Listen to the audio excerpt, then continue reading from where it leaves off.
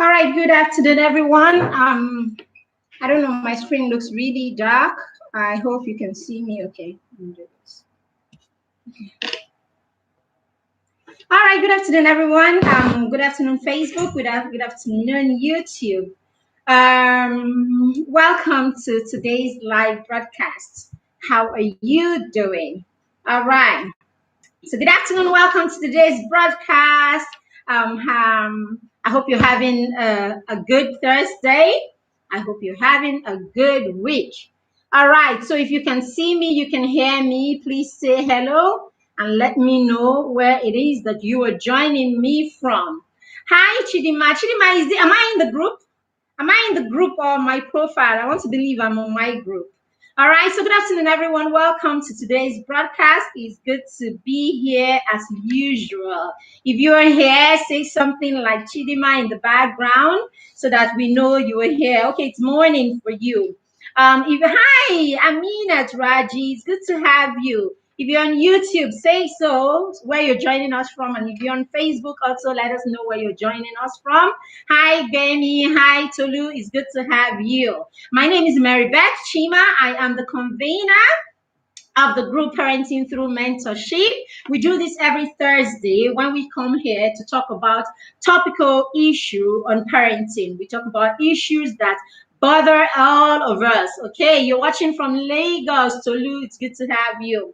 All right, so we talk about issues that bother us as parents, issues that come up in our lives. It doesn't matter whether you live in America, in Uganda, in Lagos, wherever it is, we have this issue come up in our parenting. Okay, hi, Udo, it's good to have you. We're going to be looking at how we can help our children see themselves as champions. Okay, so let me start by saying that every child is a champion. Okay, every single child is a champion. There is greatness locked in within every single child. There is a genius within every single child. So it means that if there's greatness locked within you, if you are a child, there's greatness locked within you, right? It means that you can or you are meant to be a champion. Who is great and doesn't win at what they do? So basically, each of our kids are actually champions in different areas. And that's the good thing about life, because it is all variety and all that. So your child can be a champion in sports, and mine can be a champion in public speaking. Another child could be a champion as an entrepreneur, and another one is a scientist. Each of them is supposed to be a champion wherever they find themselves. So wherever they are planted, they are supposed to go ahead and flourish and be the champions that they were created to be. Okay, so ironically, it so happens that sometimes the reason our children do not evolve, or the reason that the champion within them does not emerge, is because as parents we do not know what to do with them, or as parents we do not know how to help that champion come to bear. So sometimes, sadly, we are the ones that actually end up inhibiting our children and then stopping them from being all that they were created to be. Okay, that's one. Another thing is, we could have all the intention to do the best for our children. We could have all the intention to want to help them be everything they were meant or they were created to be. And yet, we do not know how to go about it. Thank you, Chilima. We don't know how to go about it. We don't know how to bring forth this greatness in the child, because on our own we don't know what to do. So we can't take it away. We have repeated this over and over again. You cannot give what you don't have.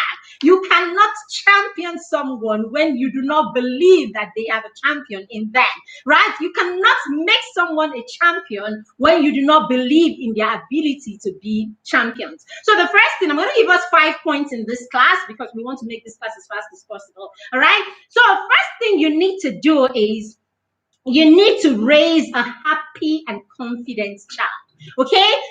for your child to see himself as a champion, that child has to be happy and that child has to be confident. Now, the question you ask me is, okay, Maribeth, how can I help my child, okay, be truly happy? Because happiness is not in the number of pizza that they eat in a week, okay? Happiness is not in how many pizza boxes we buy for them or how many bicycles. I mean, how often we replace their bicycles when they go bad. Okay, happiness is not necessarily giving our children everything that they want. Happiness is allowing our children live a full life.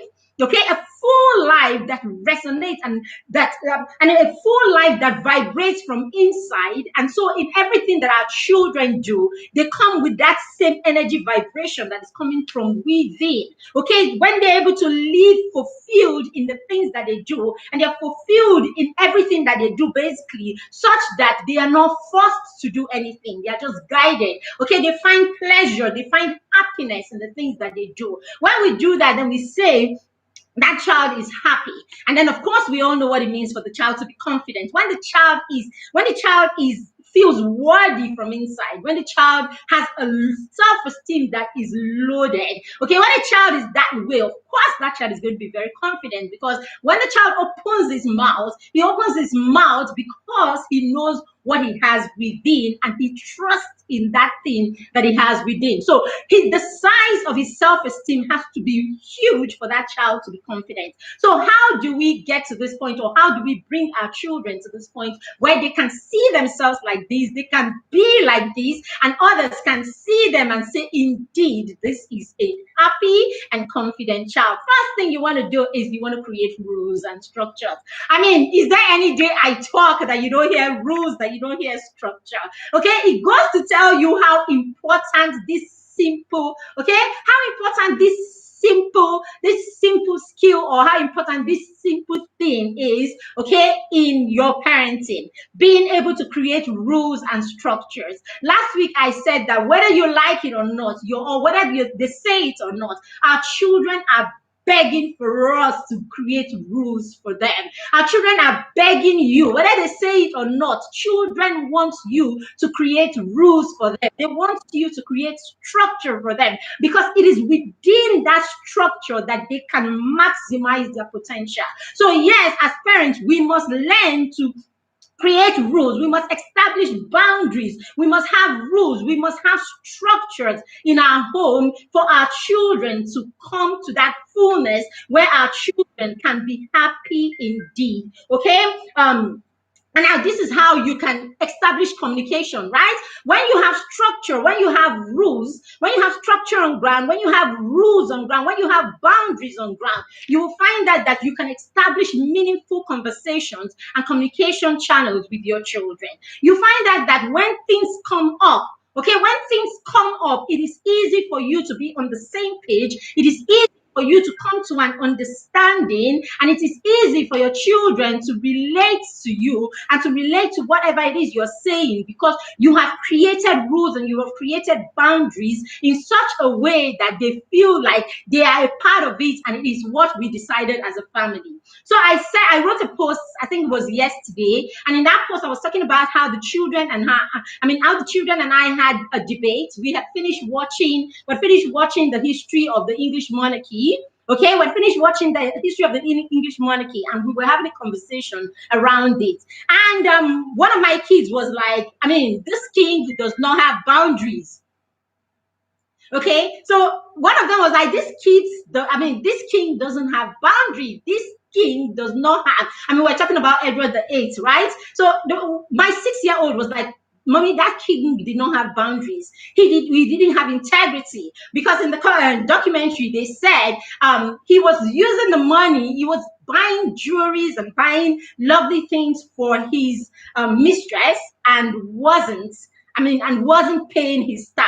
So my 6-year-old was able to decode that means this person does not have integrity. Okay, because she's been taught, okay, or because she has values, or she's been taught values, and she's been told that integrity is an important thing, isn't it? Okay, so when we have these things on ground, and my son was like, okay, the family, she was like, the family, that he didn't respect family, right? When he abdicated the throne, she was like, he did not respect family. He didn't put family first.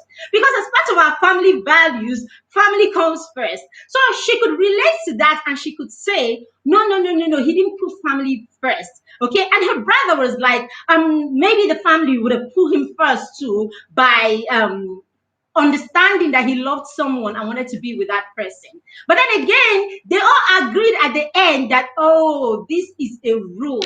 It is a boundary that was created far, far, far before the king fell in love with this woman. So because it's a rule, because it's a boundary that has been set beforehand, okay, they all agreed that, oh, the king did the right thing by abdicating the throne, okay, since he knew that he couldn't go against the rules or the boundaries. Now, this is what creating rules and boundaries in your home does for your child. The rules are created not because of a situation at that time. The boundaries are created not because of what the child has done wrong or done right at the time. They were created, they were preempted, right? They were thought beforehand. Okay, and they were created and everybody sat down and agreed. So you must have gone through it with the children and they've agreed exactly. Okay, we won't have telephones till we are old enough to understand and navigate, the world wide web on our own, and we can understand what is right and what is wrong and how to make, decisions as far. You have created all of this beforehand, and you have agreed that, okay, until you are 16 or when you are 14 or when the time is right. How would you know the time is right? When you can do this, you can do that, you can do that. That is when you can now have this particular thing. So you find that the children will not come all around the place disturbing you up and down. So it's the same thing about them feeling like champions when they know what is acceptable. Okay, the child knows that, okay, in this home education is very important. And what does it mean for education to be important? It means that we do this, we do that, we do that. So basically, when you have these things on ground, you will find that the rules and the boundaries are on ground. You find out that you can have your children be focused. Okay, the children will be focused. The children will know the why behind everything that happens, and then this will help them focus and be on their path to that purpose that is supposed to bring out the champion within them. Okay, another thing that we're going to be looking at is in this, okay, how do you talk? How do you step this down to your children? So very importantly, in your child being happy and helping your child be confident, the way you speak to the child is going to be very important also. Okay, it comes down to the rules and the boundaries. We have our rules, we have our boundaries, we have structure on ground. So the children know, they've agreed, okay, during weekdays we'll wake up at 6 a.m. At 6:45 we'll be ready for school. All right, and then 7 we leave for school. When we come back from school, we know where to drop our bags. I'm not saying that immediately you put the structure on ground, they're going to work. There is a timeline. It's going to take time. But hey, being consistent, staying right there and helping the children go through that phase until they begin to internalize this gradually and begin to put it into practice. But basically, what does it do? It creates a standard for operation in your home. And so when the structure is on ground, the limit is created for negative admonitions. There's less negative behavior, and there is less reason for you to yell and shout and say things to your children that you really would not like to say. There is less reason for you to want to discipline, especially if you are still struggling with the kind of discipline or your discipline style. We will come to that. Okay, so at this point, the best way really to ensure that you keep the energy, the energy high in your home, and then eliminate or at least reduce. Let's not say totally eliminate, right? We're dealing with children, okay? How you can reduce negative behavior to the very barest minimum is that you are able to have all the structure on ground. When you have them on ground, it makes everything less stressful. It makes everything easier. It makes discipline easier. It makes it better. It makes how you talk to your children. It helps you control the kind of language that you use with your children, and then you are able, right? You're able to regulate, right? As a parent, you're able to regulate. So when you're able to regulate, automatically your children will learn to regulate. Let's take this for instance. You are that parent, right? When your 2-year-old is throwing a tantrum or is having a fit, right? A tantrum, throwing a tantrum or something, you are able to say to the child, now I need you to calm down. I need you to take a deep breath in, out, in, out. Now I would like you to go and look for somewhere that you would really like to be right now and just calm down for a bit. You can come to my room and just lie down on my bed. And then the child comes and then you'll be like, just lie down. You don't need to say anything. Okay, just calm down. Okay, when you're ready, when you're calm, then you can talk to mommy. If you as a parent are able to bring yourself to that point, at the point where it's doing you know that thing now, that point where all you want to do is give the child like a real sound slap. But at that point, you can tell yourself, calm down, Yvette, calm down. It's not like that. Calm down. You must be calming down. So if you're able to say to yourself, calm down, and then you're able to calm the child down and get the child to the point where the child says to you, okay, mommy, I'm ready to talk right now. Okay? At this point, you now have like a conversation with your 2-year, your 3-year, your 4-year-old. Come on, tell me that with time, this child will not learn to also regulate, calm down, and then have meaningful conversations with you, with their siblings or their friends. So this is how, this is a part of how the way is that we can help our children be happy and be confident. Okay, now if your child is able to control their emotions that way, they're able to start with their friends and then they go to school. Tell me that a teacher in school will go be all over the place with their emotions, and your child will not be confident enough to say, "Oh, I'm sorry, Mr. K. Could you just calm down? Let me explain to you what happened." What confidence can be better than this one? Please tell me, parents. What confidence that in the midst of all that, your teacher is there?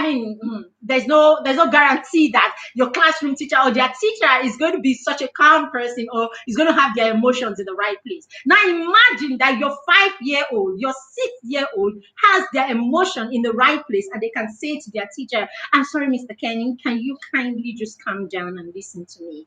Please, can you just calm down and listen to me?" Even if the man is, even if his head is, do you understand? At that point, he would advise himself, this guy, Olodo, what do you call it? Agbaya, right? He will advise himself, you are being an Agbaya right now. How can a child, a 6-year-old, be telling you calm down, right? So if we regulate, we're able to teach our children to also regulate. Okay, now when we get to this point that our children can do all of these things, your child can regulate, your child can calm down, you talk to your child nicely and all that. When you do that, you know what you're doing for the child. You are making the child feel worthy.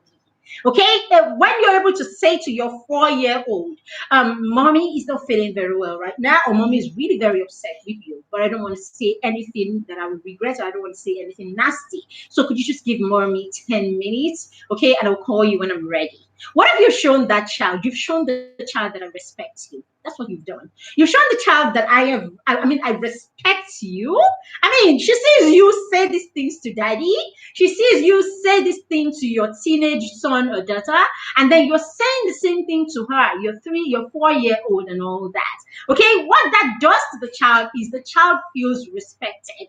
Another thing that happens to us is we feel that because they're children, right? They're children, they're just little children. Somewhere in our head, we feel that they are not complete human beings. We feel that they don't go through the same kind of emotions that we go through, or they don't understand these things. It's a lie. They may not have the full expression that you have. They may not have the vocal ability, the right, the right words, right, to express these emotions, especially if you've not even taught them how to express their emotions. Because if you are expressive towards your children and teach them to be expressive towards you, you will find out that your 6-year-old will say things that someone that is not used to being incongruent with their emotion will be like, hey, now small picking they talk like this. But the truth is, if you are expressive with your children will grow up to be expressive and they will be in tune with their emotion at every point. So they're able to say to you, I don't feel very good right now. I'm a bit upset because this person said this to me, and I need to calm down before I talk to. They're able to connect with how they feel per time, and they're able to express it in their words. Okay, so that's why we always say to the children, use your words. Tell me what you feel. What are you feeling right now? Okay, what are you feeling? How are you feeling right now? I say that to my children a lot. How are you feeling right now? Would you want to talk to me about it? I could give you 5 minutes. Okay, and then when you're ready, you come and talk to me. So you can't tell me, I'm like, what's wrong with you? Nothing. Meanwhile, I can see you frowning. What's wrong with you? Nothing. What happened? Nothing. No. I tell my children, nothing. No, I don't feel like. Nothing. No, I don't know. Is a mediocre way of responding to their emotions. So I say to them, give your emotions words. Every time I say to my children, you need to give that emotion words. How are you feeling? Find it within you and say it as raw as it is. How are you feeling? Okay, so when you operate with your children this way, you talk to them this way, what you're doing is you're making your children feel worthy. And a person that feels worthy is going to have an enlarged self-esteem. Okay, because self-esteem comes from a place of worthiness. When you feel like I am worthy, I am somebody. Okay, I am somebody. My beautiful, intelligent mother takes her time to speak with me and to me kindly. My successful father listens to me. Then how can one riff raff, or whatever they call them? I can't riff raff from nowhere come and say to you, you are a nobody. How about you will laugh now? This one cannot even, do you understand? This one is not anything near my mother. This one is not anything close to who my father is. If my father says I am this person, and my father thinks I am worthy, then who is this Bangala boy or this, by the way, girl to come and tell me that I am not adequate? Or who is this, I don't care, teacher or whoever, who is this outsider that can come and tell me that I am not enough? When people who are mighty tell me I am enough. So you see what you do to the size of your child's self-esteem. It will boost it. You will boost your child's self-esteem simply because of the way you talk or you speak to them. You will boost that self-esteem. And a person with a full self-esteem, a person with full self-esteem, right? The person with a full or big size self-esteem will be confident anywhere they find themselves, because confidence comes from a place of knowing that who you are. Okay, when you know who you are, when you know who you are and what you carry, when you know how much knowledge you have, when you know how important you are, you will stand in front of a king because you know you are important, and then you feel like you belong to the same league with this person, and then you will say whatever you think or whatever you feel in front of that person, of course in a very good way, of course respectfully, but whatever it is that you bear within or whatever you have within, you're not afraid to talk about it. You're not afraid to start a business. You're not afraid to start a venture. You're not afraid of your thoughts. You're not afraid of what it is that you're thinking within. You're not afraid of that invention that you think is possible, no matter how lame it may be, because of the size of your self-esteem, because of the size of your self-esteem and how worthy you feel, you are confident to stand anywhere and blot out that thing that you feel from within without caring whether anyone thinks that it is sense or it is nonsense. You know and you feel that it is sense, so nobody can tell you differently. So this is how you boost your child's esteem and then make your child feel worthy and then make them self-confident and make them so confident that they know and they feel like they are champions. Okay, so we have been just on number one. So these are some of the things that you need to do. These are some of the things that are important, okay, if you are going to help your child start seeing himself or herself as a champion. Number two, I'm giving you five. So number two, you need to help your child learn. Okay, you need to help them learn empowering habits. Okay, your children need to learn empowering habits, habits that will empower them, habits that will make them exceptional, habits that will make them stand out wherever they find themselves. So they must have the right habits, the right skill. So you need to empower your children with the right habits, with the right skills, okay, the right habits, the right skills. Okay, when you introduce a skill, you help your child master and get mastery. Okay, you help them practice, repeat that skill or that skill over and over again until it becomes a habit. Okay, once it becomes a habit, it becomes internalized. Okay, it becomes internalized, becomes a part of them, and we can say this has become a habit for this child. So imagine that you have been able to teach your child that time is very important. Okay, you're able to teach your child that time is very important. So your child knows how important time is, and your child begins internalizes the fact that time is important, and your child begins to work that way. Okay, your child begins to work knowing that time is important, right? He uses his time well. He knows how to manage his time.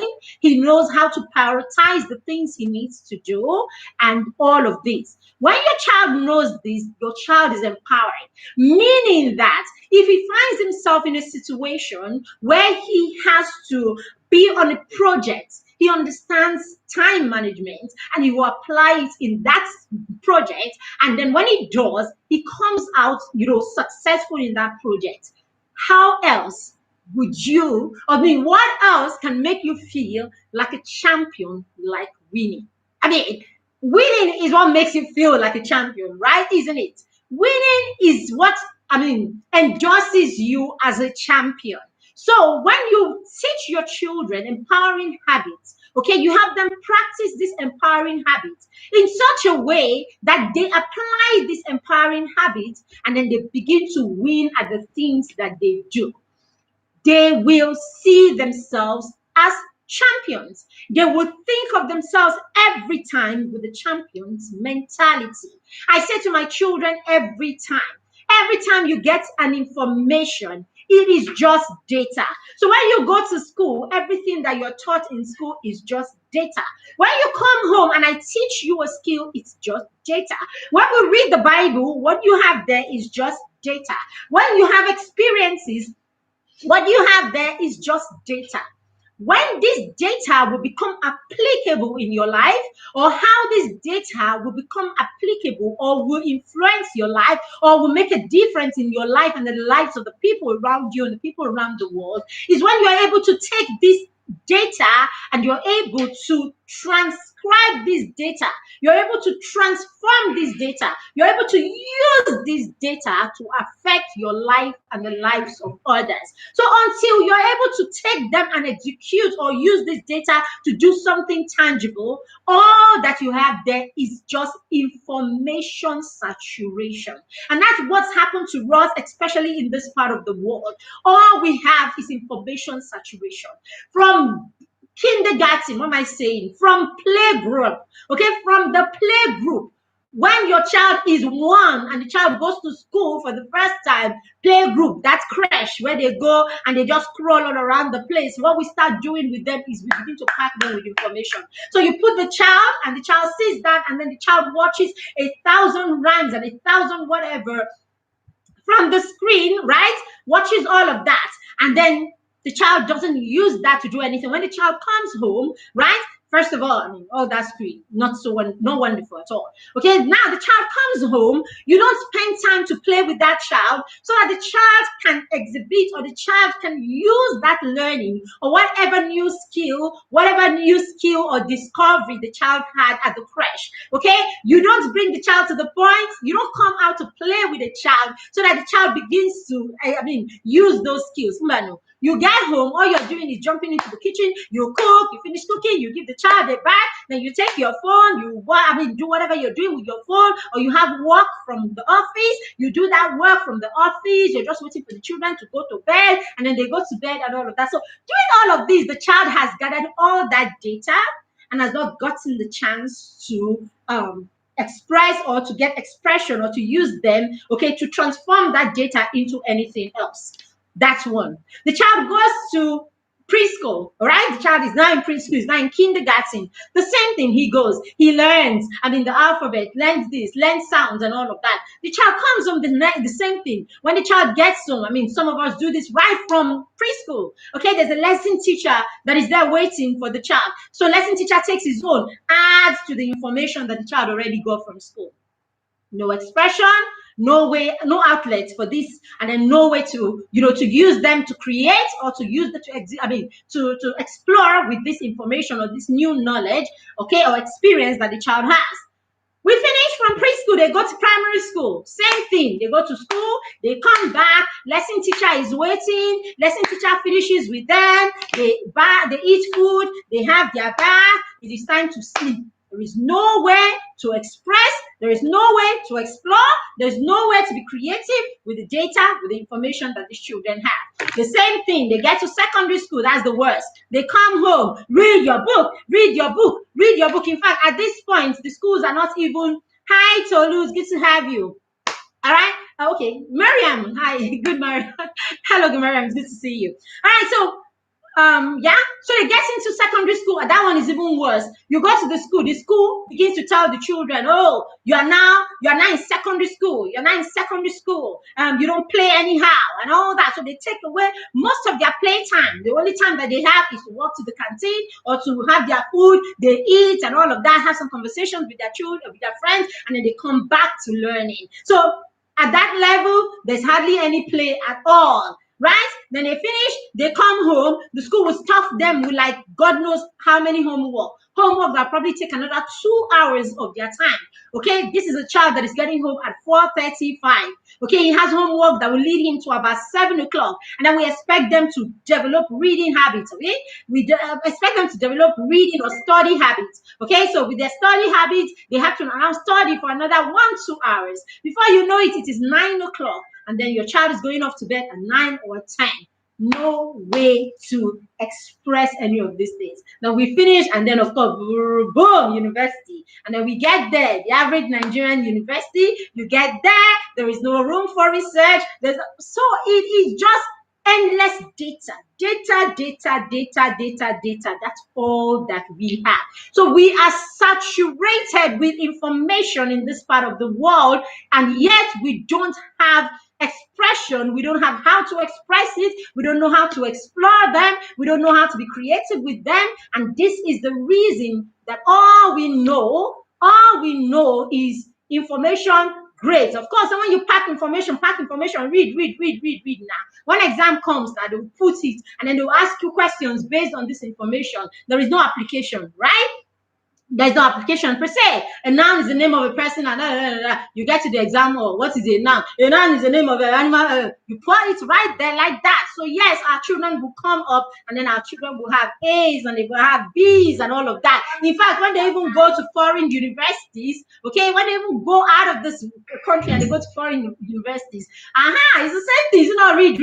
So they will go ahead and they will read, and then they will come out with A's and all of that. And then someone will be like, hey, you see that Nigerian people, they were sharp, and no doubt were very, we are super intelligent people, okay? But the reason why you see the average Nigerian child goes to the West, okay, and is just given an opportunity and is stretched. You will see them doing well when that happens. That's because we have the potential. Ordinarily, we have the potential to be so much, but because of the limitations of our society, because of the kind of educational policies that we have, because even the policy makers do not know any difference, because of the kind of parenting that we have, and because of the kind of need that we think our children have and not know that they have. So what do? We continue to pack information into their head without allowing them to be creative with those informations that they have.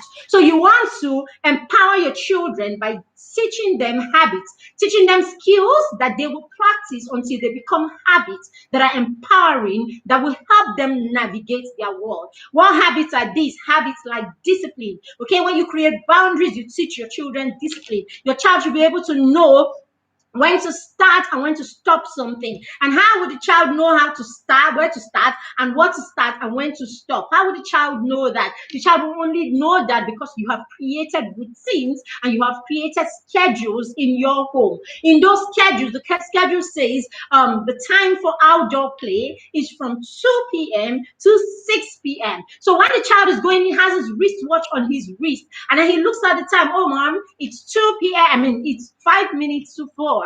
I'm about to go out for my go out to play.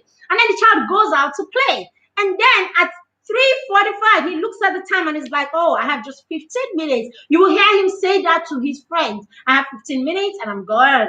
Okay? Because there are boundaries. So if you don't apply these things, if you don't do structures, you don't do structures, you don't do routines and schedules and all that, how are you going to teach your children to be disciplined?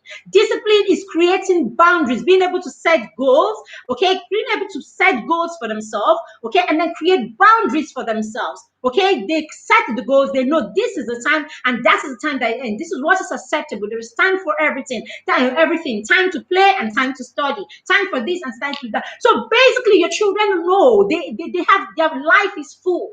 Right? Their life is full. They have everything, a bit of everything, but there is a time for each of these things. So it doesn't mean that your children are stifled in any way. It just simply means that your children know when to do this and when to leave that thing and do the next thing. This is executive functioning skills anyway. Executive functional skill is the ability to start a task and see it through, the ability to multitask, ability to know when to stop one thing, okay, and then move to the next because it is time for the next thing. These are all part of executive function skills, and your children need this skill for them to function adequately in order for them to be wholesome. Okay, so skills like discipline, independence. Your children will not be independent until they learn to do. And how do they learn to do? When you allow them to do, right from when they are 3. No child that is 3-year-old should not start doing chores. By the time the children are 3, introduce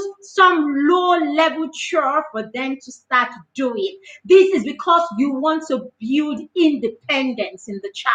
Some of these things that we make our children do, it's not because our children are excellent. My son cooks, but he's not an excellent cook. Okay? He cooks, but he's not an excellent cook. Okay? There are things that he makes very well. Okay, it is not, there are things that he makes very well. He's still a work in progress in other areas. But hey, he will cook like that anyway, because it's in cooking, it's in showing up and cooking every day that the pathway, right? Cooking regularly, that the pathway within the brain, okay, for that skill is made, that is sharpened, okay, by the ability to repeat it consistently. That is how it becomes better. Yesterday he was sweeping and I said to him, whoa, you sweep so well now.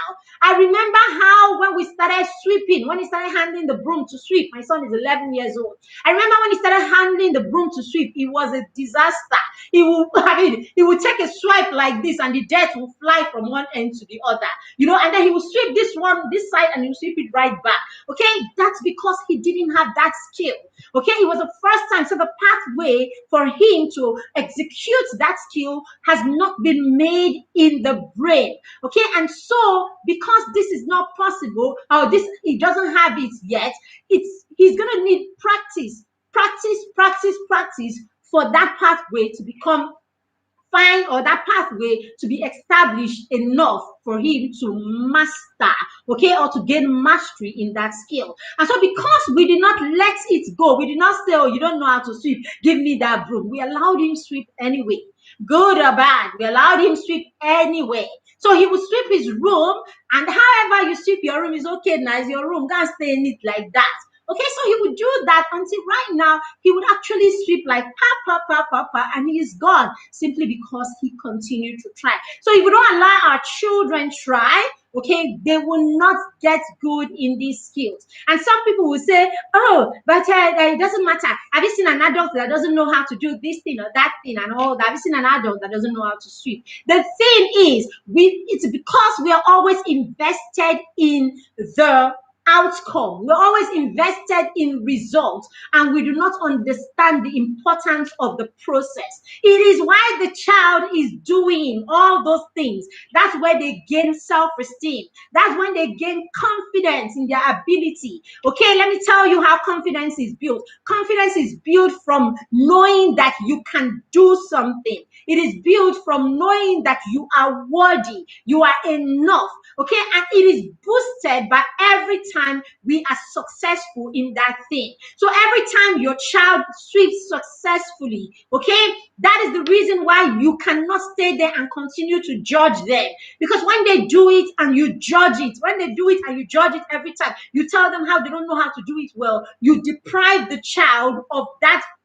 You deprive the child of that the feeling, right? You deprive the child of the feeling, okay? The hormones that are released into his system that are supposed to make him feel good about achieving that activity, okay? You stifle it because you come and then you criticize it. And so the child does not enjoy the full benefit of doing that thing.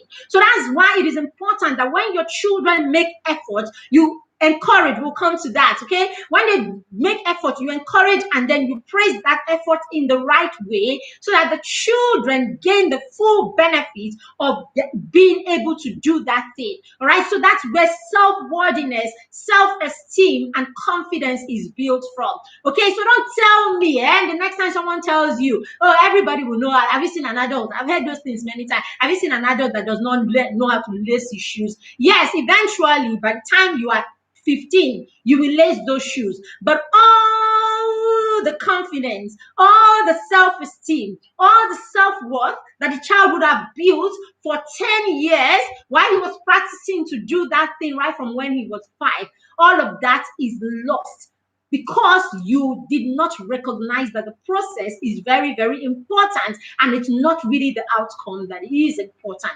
It is in the process that it is in the process that skills are built. It is the process that confidence is built. It is in the process that the child, begins to think of himself as someone that is worthy. So it is very important that we take note of the process and allow our children grow in the process. Okay, and it is in that process that your child begins to see himself as a champion. All right, so very important. So gratitude is another skill. Gratitude, your children need to know to be grateful. You want to squash entitlement mentality. Parents, if you don't do anything for your children, please squash that entitlement mentality. Like this, squeeze it and toss it away. It's a bad thing. You don't want it for your children. You don't want your children to think that they need to do for you. You don't want your children to think that they need to achieve something, and when they achieve something, they're doing it for you. You don't want to do that to yourself. You need your children to feel like they need what they are doing. It's for you more than it is for me. You need to succeed for you. You need to be successful for you. You need to pursue your purpose and find that purpose, because it is in that purpose that your happiness lies. It is in that purpose that you will go back to your creator and say, I have done everything that you have asked me to do. It is in that purpose that you're able to impact the world. It is in that purpose that you will find your own fulfillment. So how can you come and be be about you. So the moment, if you make things about you, if you make your children believe that they need to do things because of you, after everything I did for you, look at what you are paying me with. A child fails, a child fails, and then this is what you say to you as the child. After everything we have done for you, look at what you have done to us. To you, no, he didn't do nothing to you. He did to himself. We need to make children understand that whatever they do for themselves. So that's why we need to stop saying to our children, I'm proud of you. You need to say to your children, you need to be proud of yourself. You need to be proud of yourself. I am so blessed. Okay? Let your children know that I am so blessed to be your parents. Okay, let them know that even you are not entitled. Okay, they are a blessing to you. And then say to them, you need to be proud of yourself every time they achieve something. It is not about you. The moment you stop making everything about you, dear parents, your children will take responsibility for their life and you will squash that entitlement mentality. No child needs to be entitled. Do not bring your child up to feel entitled. Let your children learn to be grateful. Let your children learn to be grateful and let them express their gratitude. So 2 days ago, it was 2 days ago, the children and I were going through our devotional, and in the devotional, we talked about gratitude and all that. And then coincidentally, that day happened to be the day that the Just crisis of 2001 happened. I was in the university when that crisis happened. And I told them the story. I told them the story of how my guardian, a nun at the time, God bless her, Sister Florence and her sisters, Sister Cecilia, Sister Florence too. I remember how Just was on fire. Just was on fire, and nowhere was safe. We were stuck in the hostel and all that. And then after a few days, I can just imagine my guardian. I can just imagine they couldn't rest. They didn't know how to reach me. I can't remember if there was even phones at the time. I'm not sure, Abi, or whatever it is. Anyway.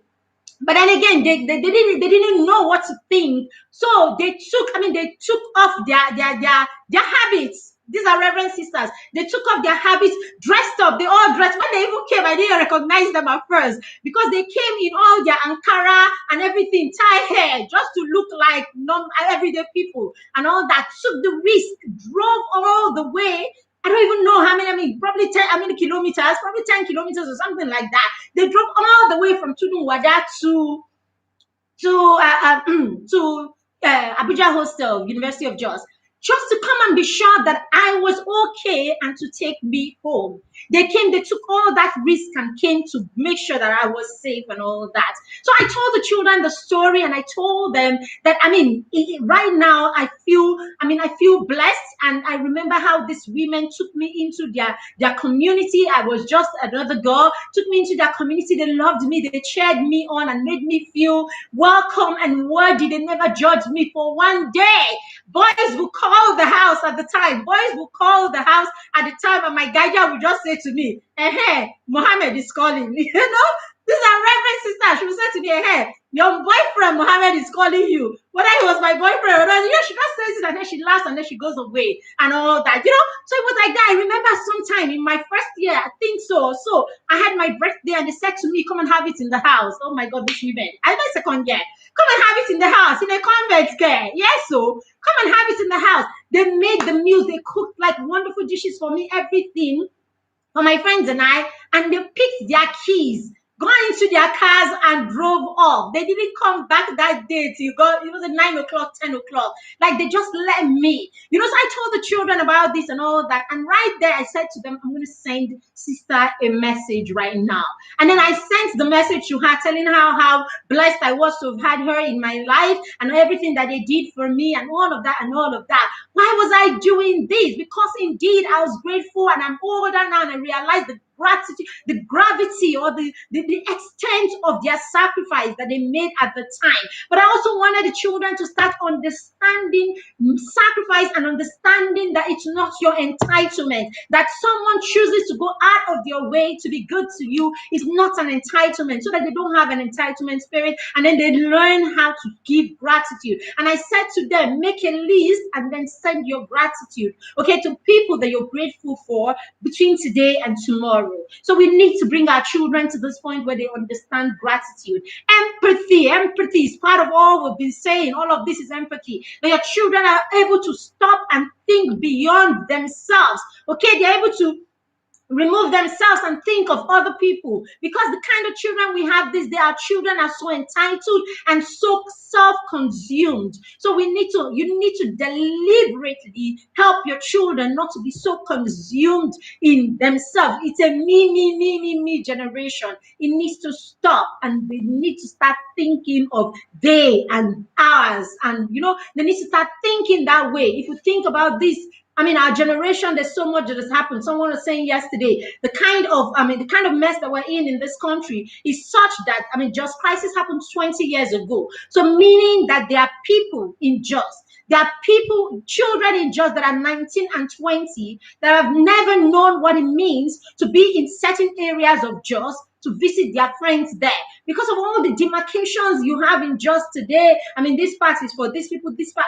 Just look at what we've done for ourselves or to ourselves. Okay, well, we need to deliberately expunge these things from the heart of our children, so that we begin to see each other. We don't have to be of the same tribes. We don't have to be of the same religious background. We don't have to be of the same ideology. We don't have to share the same ideology. We don't have to have the same mindset. But hey, we know how to tolerate each other. We know that it is important to live and let others live. So we need to teach our children all these social skills, very important, emotional skills, teach them to regulate, teach them to use their words, teach them to be mindful, and then teach them how to add feeling. Okay, teach them how to the right way to add action to their feelings. They need to stop and think about the way they feel before they act. Before they act or add an action to it. So that way they are always thinking of their action, and our children do not end up being spontaneous and not able to manage their emotions with people. It's so irritating when you see adults that do not have the hang at all. I'm not saying we're all perfect. We're all a work in progress where our emotions concerned. But hey, there's some adults that you will see, the tantrums are bigger than the tantrum of the average 5-year-old. And then you're wondering what happened to emotional intelligence. So we want to help our children, empower them. So the next thing is help your children gain exceptional, outstanding education. And when I say education, I'm not talking just about their academics. I'm talking about a holistic approach to education. When your children are receiving outstanding education, you will find that they feel like champions. Okay, and how do you do this? It starts by planning. Okay, it starts by you having an education plan for your children. So let me ask you, it's a new school year. Do you have an education plan for your child? Do you have education plans for your children? It's a new school year. If you're going to go back the same way you went back 5 years, 3 years, 4 years, 2 years ago, without a plan, without any expectation, the child is in there too now. He will just go to Miss Mariam's class and he has entered. Whatever happens. Then no, you are not on the right path. You need to have grown to the extent where you have goals and expectations for the school year. You need to reach that point. And this is what we're doing. Okay, so we started a new program, is the mentorship parents, the mentor parents program. Okay, in that program, what we want to do, this is what I have done with the children for the last 8 years. Okay, this is what we want to do in that program. In that program, we want to bring parents to the realization that there is what your child needs and there is what your child is packed with. Okay, your children are packed with information that they don't need, when there is really the information, or there is what your child really truly needs. So we want to help parents to identify their children, okay, get to know your child and know what exactly your child needs. Now, get to collaborate with your child's school or teacher and find out what their plans are for your children. Get their objective for your children, the learning objectives for your children, and then you are able to use that and then marry it with your own educational plans that you have for your children in various other areas. And then you're able to create a personalized education plan for that child for the next 12 months, for the next school year. So that's where you know what it is you want to achieve with your child. You know the gaps. You know the weaknesses that your child has. You know the gaps that your child has. And then you want to create fillers for those gaps that they have. What we do, as I said, is pack information, pack information. We clearly see the loopholes that our children have. We don't deal with those loopholes. We move them to the next level, and more information is poured into someone that is, into an area where the child is already lost. And then at the end of it moves to the next class. Much more is poured. So at the end of the day, the child does not know nothing, or the child is struggling. So please, when he comes and then a school tells him you need to pay 20,000 naira for us to give you expo to get WAEC, why would he not come and tell you? Or why would he not call somebody else that would do it if you refuse to do it? The children will even lie and do whatever it is, gather money and pay themselves if you will not pay. Why would your child do that? Your child would only do that because your child knows within, the child knows, I don't know what's going on here. I have been lost for a long time. So what we want to do is we don't want to carry baggages. We don't want to move our children from one level to the next level when our children are not grounded at every point. We want our children to be exceptional at every point of their education. And I say again, when I say education, if you know me, I'm not talking just about math, English, physics, chemistry, science, and all of that. It is way beyond that. It is their social, it's education in the social area, emotions, in their self-management, home management, leadership skills, habit training, all of these things that come together. Executive functioning skills, all of these things that come together to make your child a wholesome person and make his education holistic. Okay, yesterday the children and I were watching what's it called, Tank Shark. Okay, so we're watching Tank Shark, the entrepreneur program. And then it was a young girl. She was 13. Okay, 13-year-old that had a fashion, not a fashion brand per se, lifestyle brand. Okay, and all that. And she was pitching to give 20% of her investment of her company, right? For investment and all that. So we sat down there and we watched and all that, and we had conversations around this. We had conversation and it gave my son ideas. He now realized, okay, he's an entrepreneur, a budding entrepreneur. He runs a business. So he now knows that, okay, in his business, he needs to put his financials together, and he should have, because she had a booklet with her financials that she passed to the investors and all that. So he realized, okay, he needs to create a portfolio like that, okay, and he's already working towards it. So when you expose your children to knowledge beyond their classroom, you expose them to knowledge that begins to make them think critically. And this is what we're doing with the parents in this program. We want to help parents begin to think beyond and above, above and beyond. We want parents to begin to ask questions. We want parents to begin to do more with their children. Okay, that program is already up. We've launched it for registration. So if you would like to, I promise you, it's an exceptional program. You've not seen anything like this. It will blow your mind, and it would change the trajectory in your child's education completely. 360 degree, that's what you will get. So the registration is for just first term. Okay, so you can come in for first term and see how that goes. I promise you, you won't leave that program. Okay, because you will see results. That's the truth about it. You will see results that will blow your mind. All right, so registration is up. You can check at the end of this. You will see it in this post, and you will see it in the group. Okay, you will see the group. If you're on YouTube, I'll probably put it in the comments here also so that you can see how you can be a part of that program. Just register and join us. We kick off on the 2nd of October, but registration ends on the 30th of this month. So you want to jump in on it like right away. All right. So there's another thing that is coming out, our back to school pack. So we're giving a free back to school pack today or latest tomorrow. In that pack, you will see, I mean, there's so much that will help you with the children going back to school this term. Okay, so if you have not clicked the link somewhere to join the group where we're going to share that pack, I think you should do that. Because if you don't put your name on that list to get it, after now, you may have to pay a token to get the pack. All right, so that's coming out and it's for free. You can have that today. Please, if you don't know where to get it, just write in the comments and I will share the link with you on how to get that. All right, so the next one, the fourth, we have just 3 minutes to go. All right, so the fourth one is your parenting style. I'm not going to dwell on parenting style for too long because I know that we already know this. Okay, I'm just going to go straight to the kind of parenting style that will support your child. We know some of us are permissive as parents. We just have our children, let our children have their way, anything they want, they have their way and all that. This will not do your children good. It won't do your children good. For now, it stop the tantrum. For now, tantrums.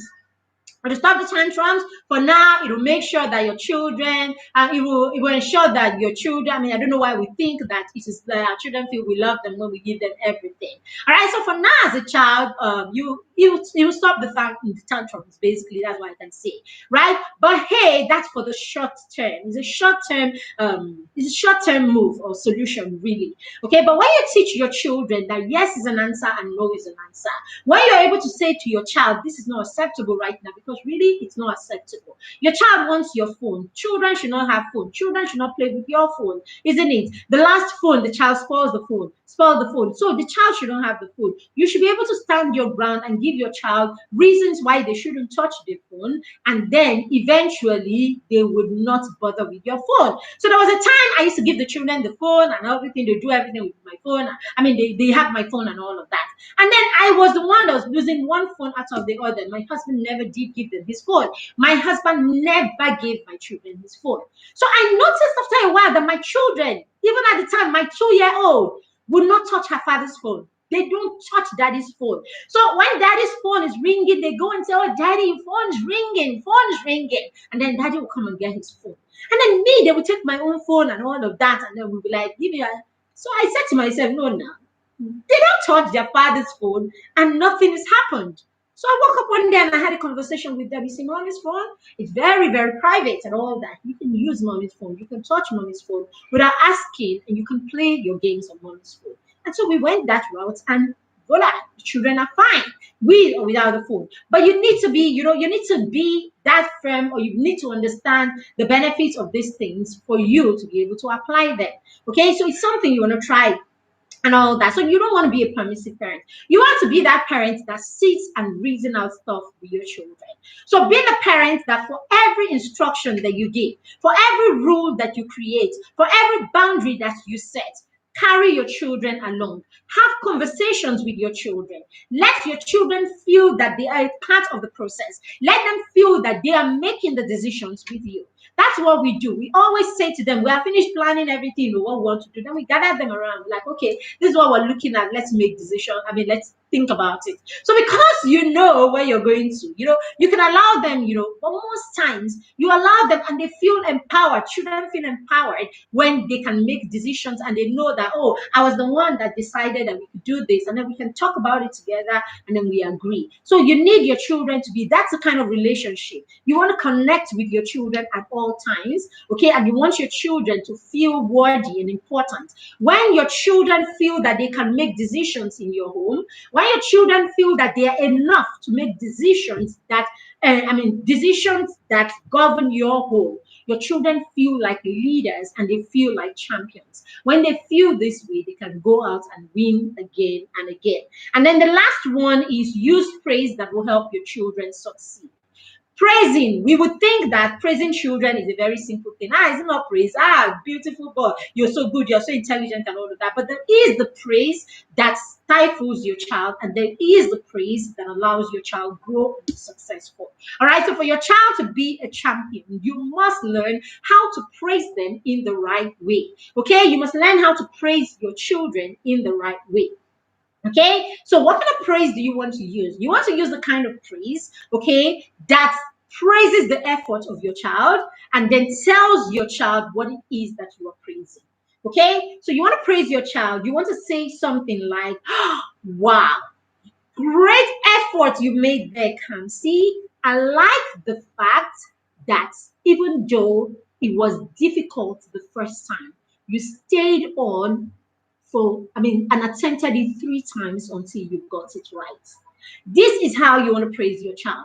So you want to praise, right? You want to create some wildness, okay? You want to create some shock, wildness, some sort of exclamation about it, like wonderful kind of feeling thingy about the effort, and then you want to let them know what exactly you're praising. Oh my word, did you just do that? Wow. You made that on your own and you pulled it apart together. Wow. I like the fact that you were not afraid to try. And then look at how well you pulled it apart. So you want to do the wildness, okay? Do the wildness about that effort, praise the effort, and then let them know what exactly it is that you are praising. All right. So when you do this kind of praise, what you're doing is you are giving the children, okay, a growth mindset kind of praise. So when you do that, the children want to grow more. They want to do more, okay, because they know that the achievement is in doing more. Okay, they know that, oh, they won this time. It means they need to work harder to win next time. Okay, they know that, okay, they tried. Okay, they didn't do well this time. It means they need to make more effort to do better.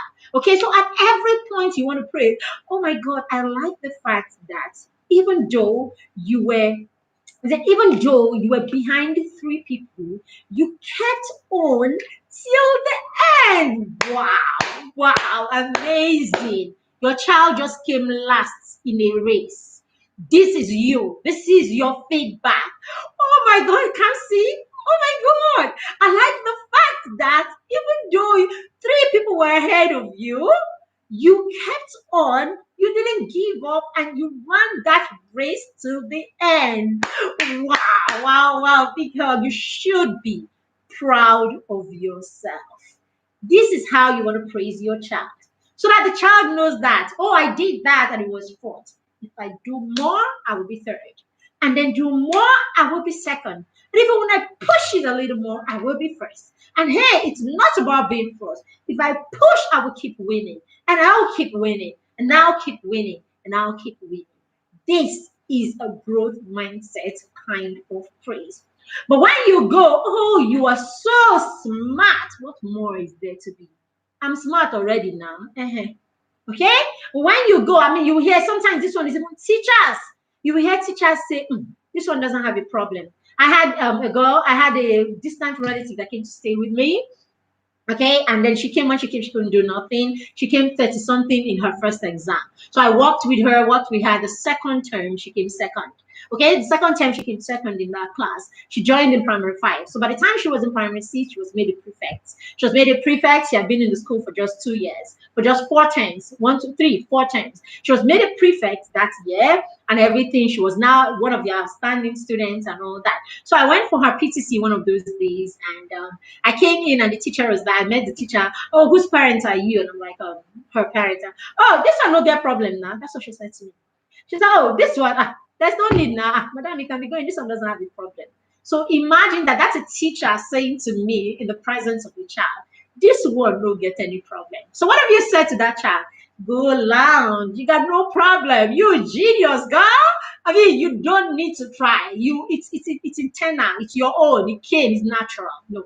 When we praise children this way, we make them feel that We make them feel that it is internal. This gift is fixed. It is permanent. It will make you win every time. No, if it was that way, Usain Bolt will not practice every day. Ronaldo will go for practice every now and then and not every day. Serena Williams will not work herself so hard, will not drive herself so hard. Okay? And what's the name? Albert Einstein wouldn't have done so many trials, right? Isn't it? Okay, and then all these, I mean, Leonardo da Vinci wouldn't have stayed on, on and on and on and on and on to achieve his paintings. If it was that easy, scientists would not have so many prototypes before they hit it. Mark Zuckerberg would not have gone ahead with Facebook, okay, after his first. I mean, basically, what am I saying? If we allow our children have a fixed mindset, they will not grow. So you need to stop things like, I am so proud of you. Oh, you are so smart. You are so gifted. You are so, I mean, we're not saying it's a lie, but you need to help your children to think of themselves as more than what they are. So at every point, they want to be better. All right, people, we're going to stop right here. Thank you very much. Let me see other questions. Mary Bowman said, self-esteem comes from the place of worthiness. Exactly. That's exactly where it comes from, the place of worthiness. When you feel worthy, your self-esteem will be all over the place. All right, so I'm trying to see if there are comments to be answered. Florida, every child is a champion. Absolutely. They are all unique in their ways. You got that right, Chidima. Miriam is watching. Thank you, ma'am. All right, so thank you very much. So if you'd like to be a part of the if you'd like to be a part of the flyers in the group, if you'd like to be a part of Mentor Parents program, please, the information is in the group.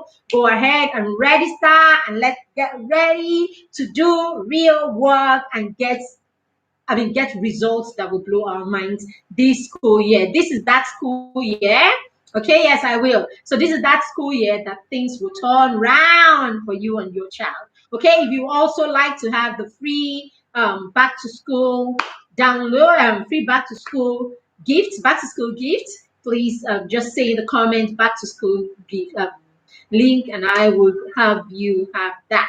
Okay, I'm talking about structure. You can also order for a structure pack, a structure guide. It will help you create routines, schedules, policies, education plan, all those things. There are 10 templates in there that you can use to create all the different structure that you need in your home, the different plans that you need in your home. So thank you very much, everyone who joined. Thank you for being here. We do not take it for granted. We do not take it for granted that you allow us be a part of your parenting journey. If you have any question, please put in the comments. If you want any of this product that we're talking about, please put them in the comments. If you don't have a copy of Mentor Parents, my latest book, you should grab a copy of this book also. So thank you very much. Have a lovely, lovely evening. Bye for now. Bye, everyone.